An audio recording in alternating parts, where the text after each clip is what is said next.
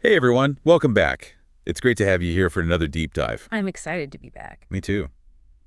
Today we're going to be looking at something that I think is super relevant to pretty much everybody, and it's all about conversation. Oh, definitely. Everyone has conversations. Exactly. So Hmm. we're going to be taking a look at a transcript of a conversation between two people who are just getting to know each other. Sounds fun. Yeah, and what struck me about this conversation was how quickly they seemed to connect. And so I thought it'd be really interesting to kind of break down what they're doing Right, well. yeah, to figure out what makes this conversation so engaging. Exactly. Because I think there's a lot we can all learn from it. Mm. So to kind of set the stage a little bit about this conversation, um, it's just a regular everyday conversation. They're talking about work, they're talking about hobbies, that kind of Us thing. getting to know you type stuff. Yeah, exactly. But there's something about the way they're interacting that just makes it feel so natural and effortless.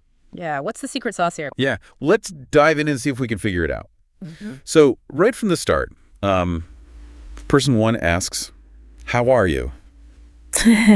Which, seems pretty standard. It's a typical conversation starter for sure. Yeah, but then they add this little detail about how their day's winding down. Like, "How are you? My day's winding down here." Oh, that's interesting. Right off the bat, a little personal touch. Yeah, and I'm wondering, does that kind of set a different tone than just like a generic "How are you?" I think it does. It's subtle, but by offering that little snippet of information, person one is kind of signaling that they're open to a more genuine connection. Kind of like breaking the ice a little bit. Exactly. And it shows that they're actually interested in how the other person is doing, not just going through the motions. And there's actually some research to back this up. Oh, really? Yeah, there's this concept called self-disclosure. And studies have shown that when people reveal something about themselves, even something small, it encourages the other person to do the same. That makes sense.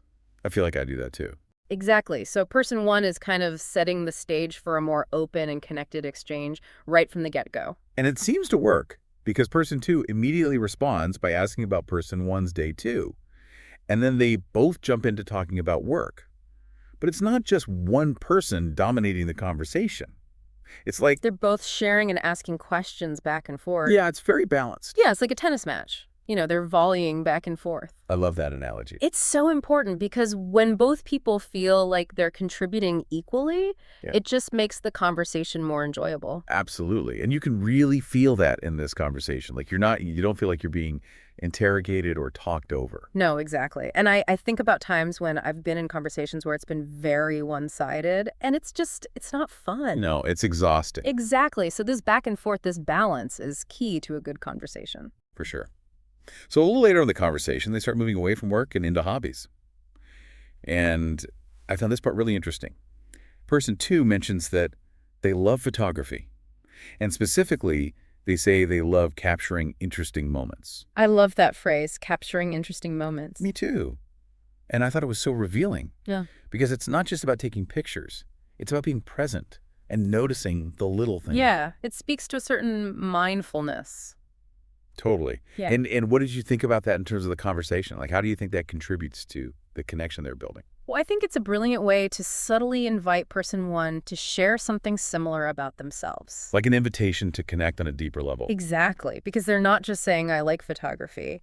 They're revealing something about their personality and their values. This appreciation for these little moments. It's so much more interesting than just saying, I like to take pictures. Right? It sparks curiosity. So by sharing this passion, person two is opening a door for person one to connect on that deeper level. And that's where shared passions can really become the foundation for a lasting relationship.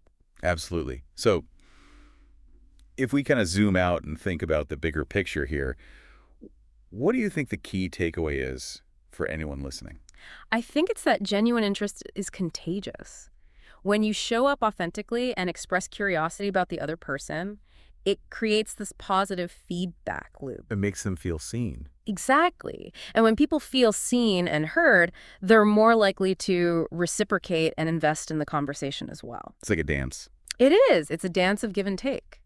And it's about being present and truly engaged in what the other person has to say. So thinking back to person two and those interesting moments, what comes to mind for you? What are some moments that you might share with someone you're getting to know? Ooh, that's a good question. I think I'd want to share some of the little things that make me smile. Like the way the light hits the trees in the morning, or Or a really great cup of coffee. exactly, or a song that just gets stuck in your head. Those are the moments that make life worth living. And sharing those moments with someone can really create a sense of connection. Absolutely. Well, this deep dive has really highlighted how even everyday conversations can be opportunities to build meaningful connections. I think so too. It's all about being present, being curious, and sharing those little pieces of ourselves. Wonderful. Well, thanks for joining me for another deep dive. It's always a pleasure. And to everyone listening, we'll catch you next time. Bye, everyone.